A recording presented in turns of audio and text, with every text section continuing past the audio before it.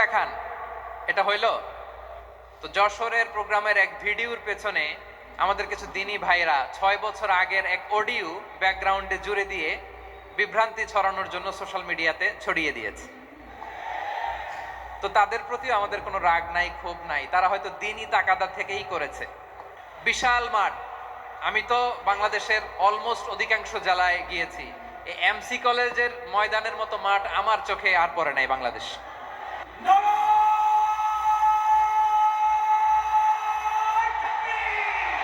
দাওয়াতের ময়দানে আছে মুমিন প্রাণে আল্লামা সাঈদীর উত্তরসূরি।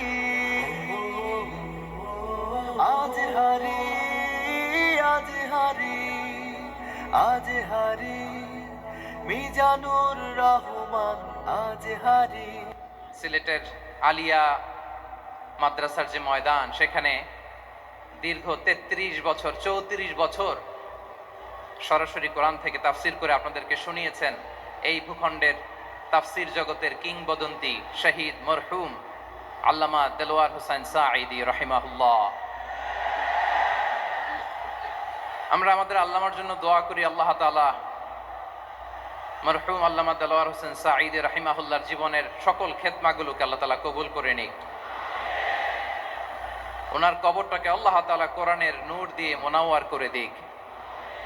আমি আরো সৌভাগ্যবান যে আমি অত্যন্ত নগণ্য ক্ষুদ্র একজন কোরআনের ছাত্র হয়ে কোরআন থেকে যা বুঝেছি, এই কথাগুলো যখন দেশ থেকে দেশান্তরে যেখানেই যাই শোনাবার জন্য লক্ষ লক্ষ দিনী ভাইরা সেখানে উপস্থিত হয়, আলহামদুলিল্লাহ।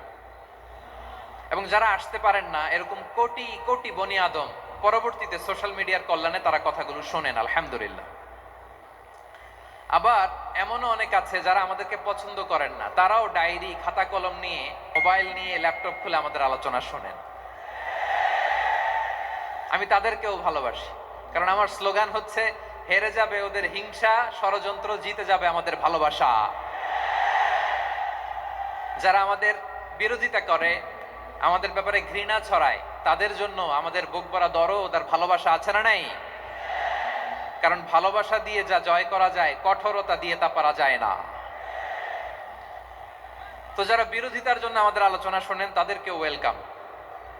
যারা আমাদের আলোচনা আউট অফ কনটেক্সট নিয়ে এক জায়গার মাথা আর এক জায়গার লেজ জুড়ে দেন, তাদেরকেও ওয়েলকাম। গত সপ্তাহে আপনারা জানেন খুলনা বিভাগের প্রোগ্রাম আমি দিয়েছিলাম যশোরে আদ্দিন ফাউন্ডেশনের উদ্যোগে। তো যশোরের প্রোগ্রামের এক ভিডিওর পেছনে আমাদের কিছু দিনী ভাইরা 6 বছর আগের এক অডিও ব্যাকগ্রাউন্ডে জুড়ে দিয়ে বিভ্রান্তি ছড়ানোর জন্য সোশ্যাল মিডিয়াতে ছড়িয়ে দিয়েছে। তো তাদের প্রতিও আমাদের কোনো রাগ নাই, ক্ষোভ নাই, তারা হয়তো দিনই তাকাদা থেকেই করেছে। কিন্তু তারা হয়তো বুঝতে পারে নাই এই যে রিসেন্ট আলোচনার ভিডিওর পেছনে 6 বছর আগের অডিও জুড়ে দেওয়া, এটাকে বাংলায় বলে প্রতারণা। কি বলে? প্রতারণা, ধোঁকাবাজি। এখনকার আলোচনার ভিডিও আর ব্যাকগ্রাউন্ডে এডিট করে লাগিয়েছে 6 বছর আগের অডিও। এটারে প্রতারণা বলে, ধোঁকাবাজি বলে। আর বিশ্বনবী বলেন, মান গাশশানা ফালাইসা মিন্না, the person who deceives us he is not among us. যে আমাদেরকে ধোঁকা দেয় সে আমাদের অন্তর্ভুক্ত নয়। তো বিশ্বনবীর এই হাদিস তারা মনে রাখে না। তো এই জন্য শুধু বিশ্বনবীর প্রতি সাল্লাল্লাহু আলাইহি ওয়াসাল্লামের প্রতি সেরেফ ভালোবাসা আপনাকে বাঁচাতে পারবে না যদি বিশ্বনবীর আদর্শ আপনি গ্রহণ না করেন। তার জলজান্ত প্রমাণ, আবু তালেব বিশ্বনবীকে অনেক ভালোবেসেছেন আলাইহিস সালাতু ওয়াসসালাম।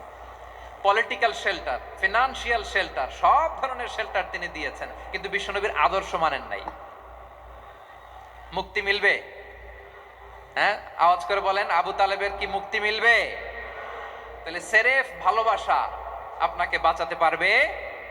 ভালোবাসার পাশাপাশি বিশ্বনবীর আদর্শকে মেনে নেওয়ার দরকার আছে না নাই? তো যারা এই সমস্ত কাজ করেন আমাদের ভাইয়েরা, তাদের জন্য আল্লাহ তাআলার কাছে আমরা হেদায়েতের দোয়া করি। আবার আমি দেখেছি আমার গত সপ্তাহের যশোরের আলোচনার একটা লাইনকে কেন্দ্র করে আমাদের অনেক রাজনীতিবিদ বন্ধুরা অনেক ক্ষুব্ধ প্রতিক্রিয়া দেখাচ্ছেন। ওই কথাকে নিজেদের গায়ে টেনে, নিজেদের গায়ে মেখে ওনারা ক্ষুব্ধ হয়েছেন। প্রিয় ভাইয়েরা, আমি বলেছিলাম যে এক দল খেয়ে গিয়েছে, আরেক দল খাওয়ার জন্য রেডি হয়ে আছে। তো এখানে কি আমি কোনো দলের নাম বলেছি? বাংলাদেশে 48টা প্রায় নিবন্ধিত রাজনৈতিক দল, কোনো দলের নাম আমি বলিনি। কথাটাকে আমি জেনারেল রেখেছি। দায়ীদের বৈশিষ্ট্যই এটা, দায়ীরা জেনারেলি কথা বলে, যার যেই মেসেজ নেয়ার তারা সেখান থেকে নিয়ে নেয়।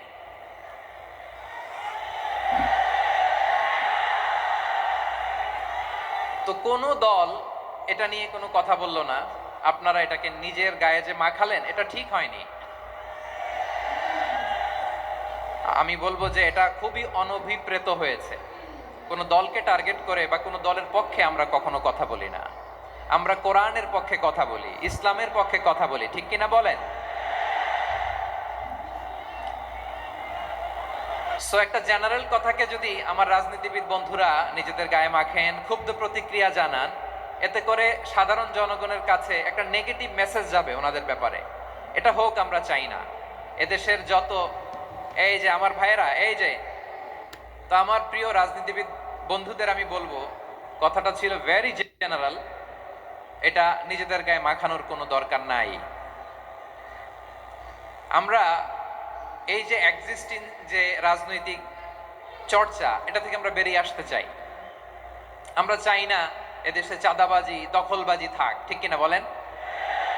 এদেশে কোনো দুর্নীতি থাক, টেন্ডারবাজি থাক, এগুলো আমরা চাই।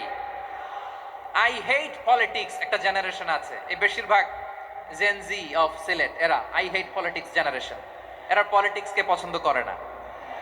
তো কেন করে না, এর দায়ভার আমাদের আছে না নাই? আছে।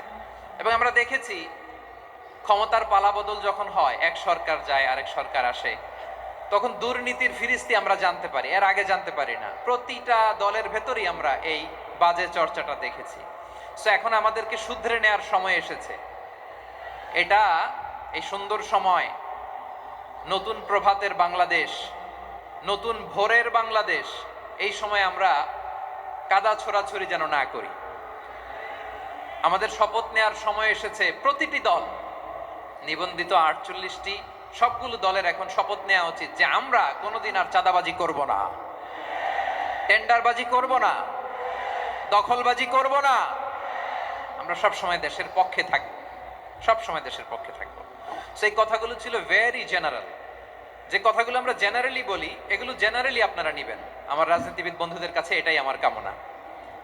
আর এই জাতীয় বার্তা যখন আমরা দেই, তখন যদি আপনি বলেন যে পারলে রাজনীতিতে আসেন, পারলে দল করে দেখান, এটা হইল? আমি কি এরকম কোনো কথা বলেছি? না। আমি একজন মুফাসসিরে কোরআন, আমি একজন আলেম, এর বাইরেও আমার সবচেয়ে বড় পরিচয় আম আ সিটিজেন অফ বাংলাদেশ। আমি বাংলাদেশের একজন সাধারণ নাগরিক। আমার দেশের যে কোনো সমস্যা, যে কোনো ইনকনসিস্টেন্সি, অসঙ্গতি নিয়ে মত প্রকাশের স্বাধীনতা আমার আছে না নাই? আপনারাই তো বাক স্বাধীনতার কথা বলেন, ফ্রিডম অফ স্পিচের কথা বলেন, বাক স্বাধীনতার কথা বলেন। আপনারাই যদি আবার কোনো মন্তব্যের কারণে বলেন যে রাজনীতির মাঠে আসেন, দল করেন, দেখি কতটুকু পারেন, এটা ঠিক হবে না। তাই প্রিয় ভাইয়েরা, আসুন আমরা দল মত নির্বিশেষে কাঁধে কাঁধ মিলিয়ে সোনার বাংলাদেশ গড়ি, দুর্নীতি মুক্ত বাংলাদেশ গড়ি, যে বাংলাদেশের জন্য রক্ত দিয়েছে আবু সাইদ, যে নতুন ভোরের বাংলাদেশের জন্য রক্ত দিয়েছে মুখ ভরা, যে নতুন বাংলাদেশের জন্য রক্ত ঝরিয়েছে 24-এর যে গণ অভ্যুত্থানের প্রত্যেকটি শহীদের আওয়াজ করে বলেন ঠিক কিনা? আল্লাহ তাআলা আমার দেশকে তুমি নিরাপদ করো, শান্তিময় করো।